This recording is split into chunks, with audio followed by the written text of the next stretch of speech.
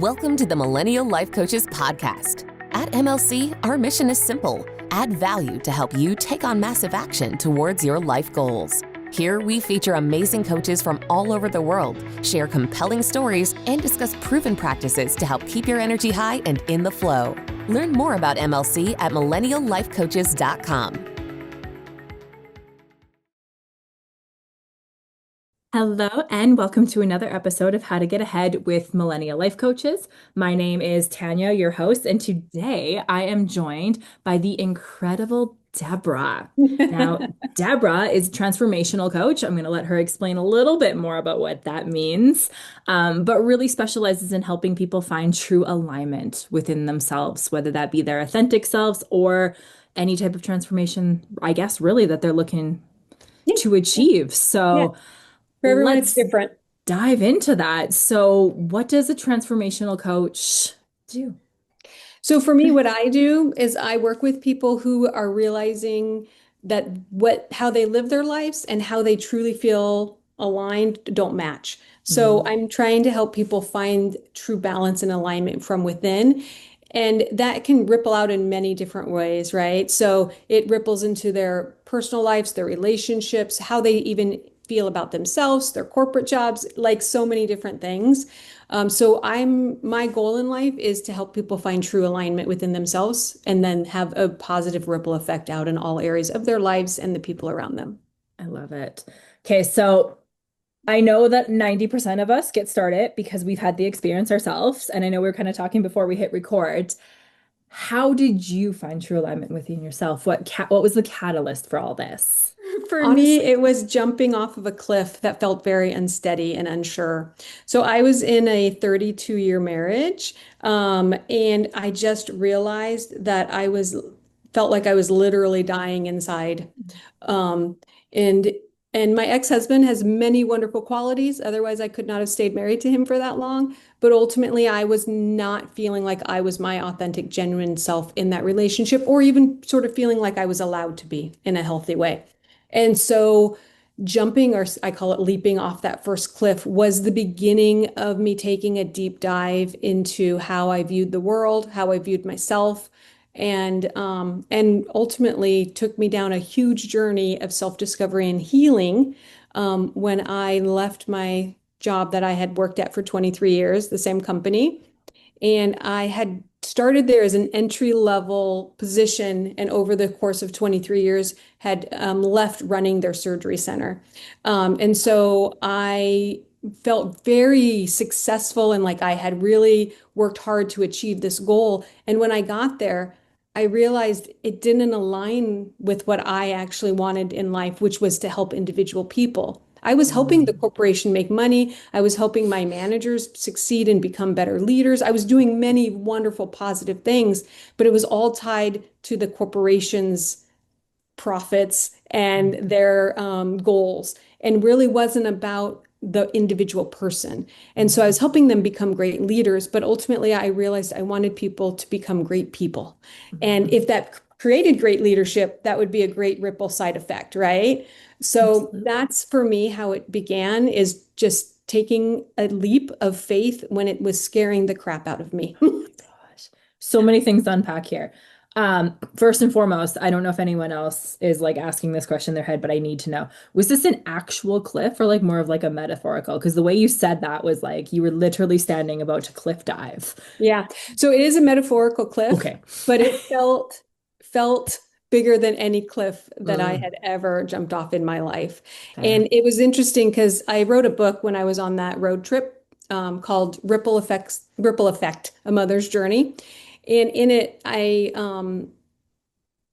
write and process so many things that was going on in my life. And so I feel like that was the beginning along with the jumping out of the marriage. So I jumped off the cliff, and then I jumped in. The next jump was jumping off to run this 6-month journey around the United States and writing that book. And I always joke, I finished my book in a bar in Hawaii. The end. Margarita, please. Oh my goodness. Well, I mean, if you're going to finish a book, that's the best place to do it. Yeah. So for me, I think that I've come to realize is that the things that feel uncomfortable and feel scary, but your gut is telling you to do, is what brings true alignment, is following that uncomfortable gut feeling sometimes that scares you. My goodness. Okay, I love this because so many of us feel that feeling, and that step out of the comfort zone is often more daunting than we're willing to take. So, what's some advice or tips that you can suggest or provide to anyone who's kind of feeling that nudge, like that gut, like, I know I want to try this, but I am terrified to do this? Because leaving a long-term job and a long-term marriage, those are quite big steps. What are kind of the smaller steps that people can kind of like Well, get themselves going? yeah, I think one of the things that's interesting is I'm also an NLP practitioner, so I work a lot with the subconscious mind and how that works. So our subconscious mind's main goal is to store a lot of all of our memories. Like it has like this photographic memory in our subconscious mind. We just don't all have access to it, obviously. But along with that, it wants to keep us safe. That's a main job of our subconscious mind. And so if we've experienced something in the past, and our subconscious mind has stored that as, oh, that's scary, I'm going to avoid that in the future. It's going to make you feel anxious when you come to the unknown, right? A Mhm. prime example of this, which is interesting because I learned this before I started my NLP practitioner training, but I think that this is one of the coolest things when you are doing a lot of self-reflection and studying, which it was to answer your point. Step one is you have to look within. Mm. But when I had this experience with my ex-husband, we were on vacation in a foreign country, and he fell off a literal cliff this time, and fell 2 stories down. And I remember looking over the cliff and thinking, he's dead. But outwardly, I said, he's okay, he's okay, he's fine, right? And so I ran down these 2 flights of stairs to get to him. And the whole time, emotionally, he's dead, he's fine. We're just all, going crazy within me. And I get to the bottom. He's okay. His long recovery. He had broken his back and he had a really bad concussion, but today he's totally fine and traveling the world without me. Um, but it was interesting because you fast forward a couple of years, I'm helping a friend and they stumble at the top of some stairs, and I have a near panic attack, even though they're totally fine. And I remember thinking, what was that about? Like, where did that come from? And again, before my training, I figured out that my body somehow had held on to the fear of stairs so much that I used to bound up and down stairs, but over the course of those 2 years, I'd started holding onto the hand railing. I started thinking, oh, maybe my eyesight's not as good. This feels unsteady here. And I started taking more elevators. And so it was so weird because my subconscious mind stares, fear, anxiety, lots of emotions. And so my subconscious mind wanted to keep me away from stairs as much as possible. So I started using elevators. And I didn't know any of that was happening until that moment with my friend. And it was like, what in the hell was that about? And that began another search. And that's what it is. It's just digging down. When things come up and they don't feel right or you don't understand them, you have to go inward and figure out where that's coming from. And a lot of times it comes from your subconscious mind and it thinks it's helping you, but it's actually hurting you or stopping you from moving forward. That fear kicks The in. fear. Yeah. So if I start going in and I'm starting to look for these answers, there is a point in which our subconscious, again, likes to keep us safe and doesn't always give us the answers. So, what are some of the questions that we can maybe start asking to kind of get it to open up a bit and feel safe enough to let us Mhm. access what we're actually looking for? Well, I think that's why the coaching is super helpful, Mm. right? Because it's hard to Yeah. do that. It's hard to figure out. And there's so many different things that are getting in people's ways, right? So for me, mine was an emotional response to my ex-husband falling off of a cliff that drastically changed a big, part of my life. But for everyone, it's going to be different. And Mhm. that's why I think for me, I am a verbal processor. So I spend a lot of time talking to people about emotions and feelings. And for me, that's so healthy. Mhm. And I think a lot of people forget that talking actually helps them Yeah. to process things and get things more settled in their mind. But unless you know how to change your subconscious mind, it's going to continue to work against you, which is what I love about NLP. And I also do hypnosis. So I've combined both the NLP and the hypnosis to basically reset how people's subconscious minds are working. So they work for them instead of against them. I love it. Perfect.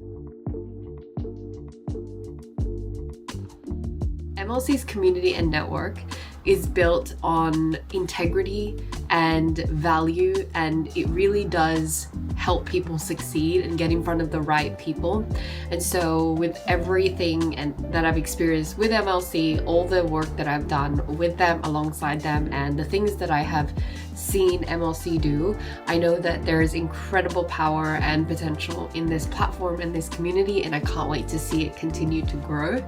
So far, it's been an absolute pleasure to be part of the community and to receive just the incredible support and resources that MLC provides.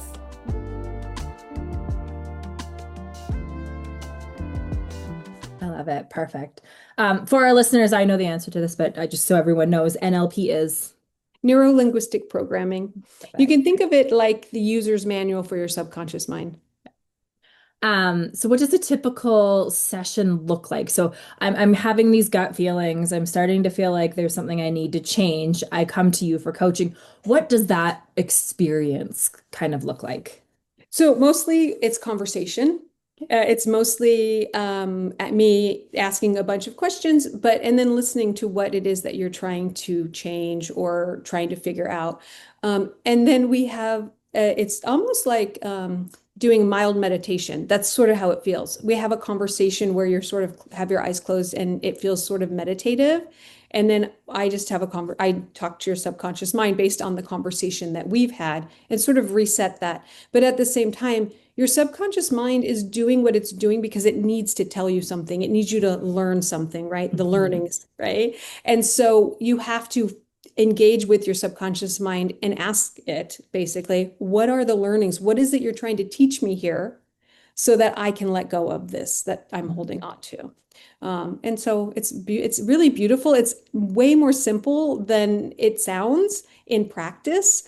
But it's when you can change things, it's beautiful. A little small example is I have a soda addiction. I love soda pop. And so I did a thing with NLP where I did like to like less. So now I don't drink because it's not great for your body, right? So you can change things, even how you desire things if you reprogram your subconscious mind. So yeah, I drink a lot less soda, but I only did like less because I did want to have it sometimes. Like I'm not ready to do. I also have my NLP practitioner training. When I first did mine, I did wine and I could not for a long time. I'm like that it's such a powerful experience, how much Isn't you it can beautiful? rewire that I was like, get that away from me. I am good. Never again. Yeah. I just recently, thank my you. cousin and I have a podcast as well called Spiritual Virgins. And it's basically all the woo-woo things in life, energy work, meditation, manifestation, and those types of things. But in it, recently, I off camera or off mic did a session with her about coffee. And so next time we meet again, I'm going to find out how it worked for her because she's like, it gives me a stomach ache and I need to not like it as much. And I'm like, okay, we could do a like less. That's a thing we can do. We can do. I It's love so it. much fun. It is so much fun. I love it. What drew you to this modality in particular? So again, it's one of those things where I just listened to my gut. I was online one day and I was looking at different classes and things and I was like, "Oh, that looks interesting." And I believe the first one I took was a hypnosis class because I again did a lot of inward work. I started doing self-hypnosis by using YouTube videos at one point. And so I was like, oh, I've been doing self-hypnosis. I wonder what real hypnosis is like. It turns out it's the same thing because all hypnosis is self-hypnosis, right? It's true. But it's so fun because once people realize you can just basically get yourself sort of in a meditative state and you can hypnotize yourself and do these practices on yourself first. And so it started with me trying to be a better version of myself. And then from there have realized, and the realization that I love people is not new, but the realization I actually have the tools to help people That's was huge. life-changing and beautiful Oh, for I me. love that. So in this journey and the process and what you've seen with clients, when we're moving back into that alignment and really becoming our authentic self, what are some trends or things that you've seen, I guess, people overcome or roadblocks that have come up along the way that are our listeners might be thinking right now, like, hey, like I often have like the fear of failure or Yeah. whatever comes up. So one of the interesting things, and I do have permission from my client to share this Okay. information, not her name, but this story, because I found it to be so precise and explain a lot of what happens, which is she came to me, she's a college student, and she came to me and she basically said, I use this app to make all of my decisions in life. And I said, well, Mm. what do you mean by all of your decisions? What classes to take, where to go eat, if I should do this event or that event? And she goes, I use it for everything. And I said, okay, so what is the goal here? Like, what is it you want to achieve? Like, how often do you want to use it? And she goes, I just want to use it like half the time. And I said, okay. So we did a few sessions. I think we probably had 6 or 8 sessions altogether, but we talked a lot about why she even uses the app. And long story short, culturally speaking, she was expected to have be perfect in all areas. Mm. Like that's how she came home. If it wasn't 100%, her dad was like, why wasn't she got 99.5? Why wasn't it 100%?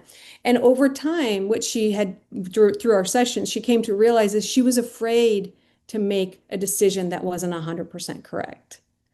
And so I said to her one day, I said, if you had a daughter, would you hold her to these same standards? And she said, absolutely not. And I said, why not? And she said, because they're unrealistic. You can't ever be perfect in everything. And I said, so then why are you holding yourself to these standards? And it was like that moment the light bulb came on, right? And I checked with her like a year after we had stopped our sessions just to see how she was doing. And she said, I was just thinking about you the other day. It's been a year and I have not used the app a single time since we completed our sessions.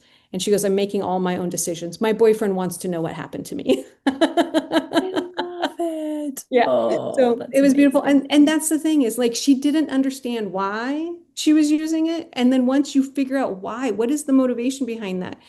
It is life changing. And sometimes that does mean just talking, but sometimes it means doing some subconscious work and doing some NLP techniques or hypnosis or different things. And that's the cool part. There is no perfect right way of doing it. It depends on the client. It depends on the problem. It depends on what they're open to or not open to. You can do traditional coaching, or you can bring in a lot of these new technologies and submodalities that are helpful too. So I use whatever I think will work best with each of my clients. Mhm. And it's not a specific thing. It's not cookie cutter. No. I feel like when we're working with somebody's, there's their minds, and we're really looking because no one's the same, right? So if we're looking to become our authentic self, there couldn't necessarily be a cookie cutter Nope. We're all recipe so that goes with different. that. Yeah. I feel like we're all here for different reasons, learning different lessons, which is why when I look at somebody and I'm like, that makes no sense to me. And they look at me and they're like, that makes no sense to them. We're learning different things. We're at different points, right? And so when someone comes to me, I work with them from where they're at. And then Mm. from there they grow or there they change. They're the ones that have to decide to do it. I just help try to facilitate it. So with that said, how does a lot of people figure out like where they're at? Because I find when we talk about like our starting point or our point that point A, not everyone's really clear and honest with themselves about That's where they're at. So what are some ways or things that people can do to really kind of, I guess, get so clear with that? Yeah, I think journaling and self and meditating are two great Mhm. ways to start. So, what I like to do is I like to meditate and then journal right after. Sometimes I'll stop in the middle of my meditation, write a few things down, and then start meditating again so that I don't forget them. And everyone sort of meditates different. I feel like I'm not the clear all your brain kind of meditator. I'm like the what's going on kind of meditator.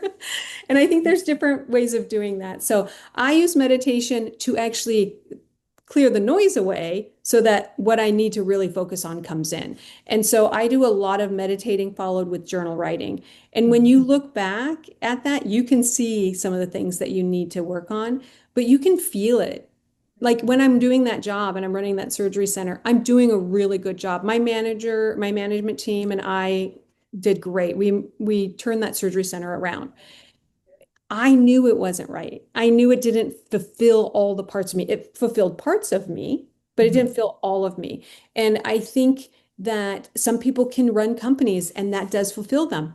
That's great. Other people, it doesn't work that way. They need more. They need to feel like they're making a personal difference in people's personal lives. And I think that's where I come from is I can run companies. I'm very good at like getting things organized and changing processes to create profit, but it doesn't hit me in my heart or my gut as much as I wanted it to.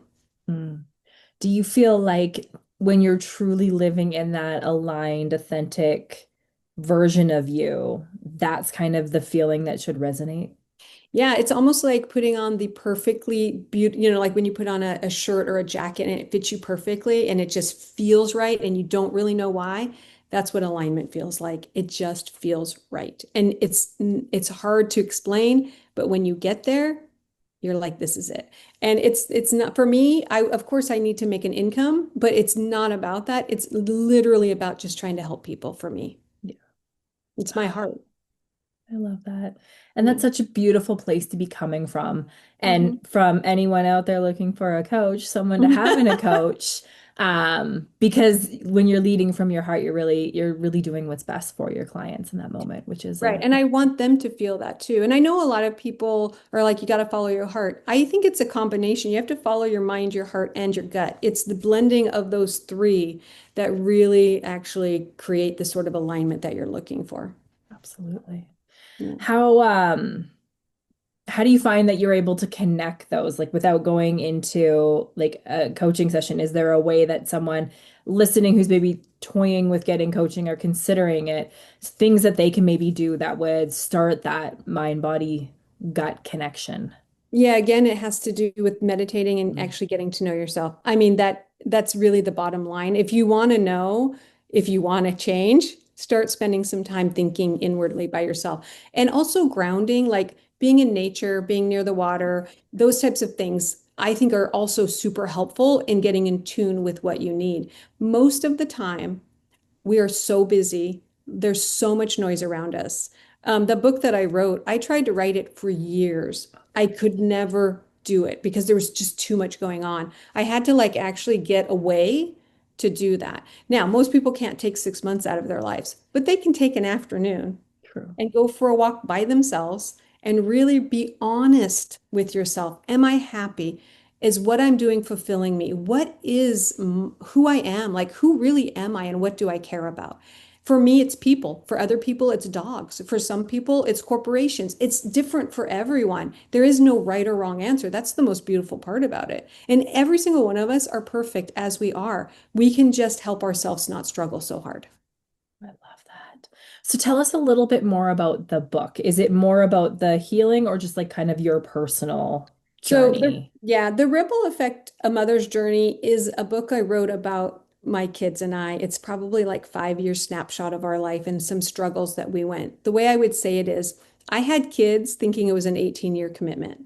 It turns out when they become adults, the choices they make and the people they are has a far greater ripple on me as their mother than ever because those choices and who they are bigger and more impactful, right? Mm. And so I changed the names in the book, but it's pretty accurate to what went on. And I will just say that my children are beyond kind enough to let me share their story. But they both feel the same way I do, is that if we are open, if we do share our stories, if we share the lessons that we've learned with other people and they help those other people, that's what it's all about, right? Mhm. And even my mom, and this is in the book, my mom is a Christian and she came from a very dysfunctional family and she Mm. found God as an adult. And so she took her journey, her childhood, and all those things that happened to her, and she actually did a jail ministry. And she went into the jails with young women who had drug and alcohol problems, and would try to teach them things about the Bible. And it was funny because always someone would say, "You don't know what we've gone through. You wouldn't, if you had gone what we went through, you would be in jail too," and all of these things. And then that's when she would share her story, her history, her life, her addictions, her poor mothering when we were children, because she was an alcoholic when I was young, and all of these different things. And she would share them with them. And she felt like that story, her history made a difference to those women in that jail ministry that she was in. And I think it's interesting when I look at myself, that desire to use my story to help people, I get from my mother. Oh, I love that. Well, and Which is story is sort of really annoying. beautiful and profound at the same I know. time. It's so interesting though. Like I'm so annoyed with my mom about this or that. And I'm like, oh, that's a good thing I learned from her. Dang it. Thanks, Mom. Yeah, but yeah, the book is a lot about a conflict I've had with my mom and how that whole process was. And like I said, my children and my mom and a few other people in the story, I did get their permission before I published it because it was not written to be published. It was literally written as a healing process for myself that eventually turned into something I thought might help other people. Love this. So for our listeners out there that are listening to this and they're like, I really want to read this, where can they get a hold of it? They can get a hold of it on Amazon. It's also at a bookstore in Wenatchee called Pearl. Oh, I wish I knew the name of it. Abby, the book owner there, or bookstore owner there, reached out to me and has it on her shelves there too. So, yeah, Pearl's. I don't know the name of it. I'll give it to you later. Okay, yeah, we'll make sure that's all in the show notes for any Yeah. listeners out there looking to get a hold of that. Yeah. So it's there too, but mostly it's on Amazon. But yeah. And the book again, I I feel like if we can share our stories with each other, we can really help each other. There's some people that will read my book and it will not resonate with them, but there's other people who it very much has resonated with, and they've reached out to me and was like, I've never thought about it this way. This makes so much sense. I appreciate that. And honestly, that's the reason I published it. Love Yeah. that. So what advice would you give to someone who's maybe having one of those gut movements right now where they're kind of thinking, I need to make a change. This doesn't feel right. This doesn't feel connected. What advice do you have for them? So if they feel like they know what to do and they're just scared, I would say reframe being scared to a new opportunity or something like that, sort of reframing it. But also, if you don't know what to do, that's why we're here. You can give us a call and we'll help you. Perfect. And because we haven't shared it yet, what's your company name? How do people get a hold of you? Again, we'll make sure this is all in the show notes as well. Yeah. So my company's name is called Creating Ripple Effects because I believe that we all are affecting each other, whether we want to or not. And my goal in life is to make those ripples positive and loving and kind and authentic. Love that. Oh, so good. We could keep going forever, and I need to be honoring of the time. So before we wrap this up, is there any last advice, guidance, wisdom, anything you would like to share with our listeners? I think the most important thing for me is to know that there are people that want to help you. They are people that, like, my goal in life is to affect as many people as possible positively.